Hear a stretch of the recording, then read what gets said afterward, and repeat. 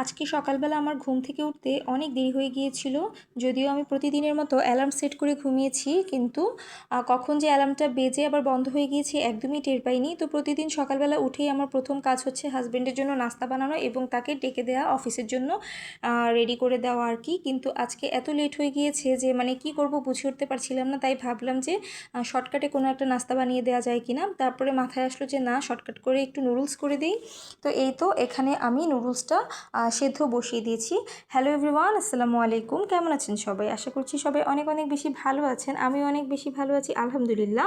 আমার হাজব্যান্ড বাইরের খাবার একদমই খেতে পারে না। যে কোনো খাবারই তার গ্যাসের প্রবলেম শুরু হয়ে যায়। তাই আমি চেষ্টা করি তার সকল রকমের পছন্দের খাবার বাসায় বানিয়ে দিতে। তো বাসার খাবারটা খেলে দেখা যায় গ্যাসের প্রবলেমটা ওই রকম হয় না। আর বাসার খাবারটা খাওয়াও ভালো, কারণ বাইরের খাবারগুলো অতটা ভালো হয় না।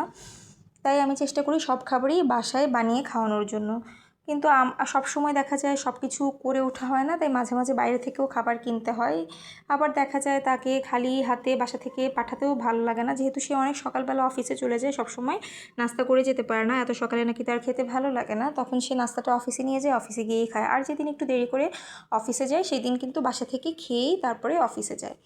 এই তো এখানে নুডলসটা মোটামুটি রান্না শেষের দিকে।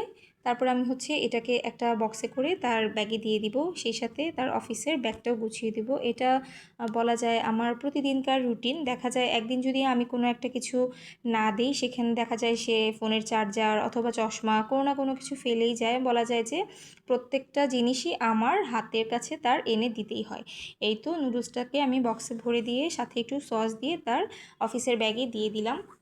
সেই সাথে এখন দিয়ে দিব একটু পানি আর ছাতা। আজকাল ছাতাটা খুবই দরকার। দেখা যাচ্ছে এই বৃষ্টি তো এই রোদ, তাই ছাতাটা সবসময় আমি দিয়ে দেওয়ার চেষ্টা করি। এই তো আমার হাজবেন্ডের অফিসের ব্যাগ গুছানো একদম শেষ। সবাই ভালো থাকবেন। পরবর্তী কোনো ভিডিওতে আবারও দেখা হবে। আল্লাহ হাফিজ।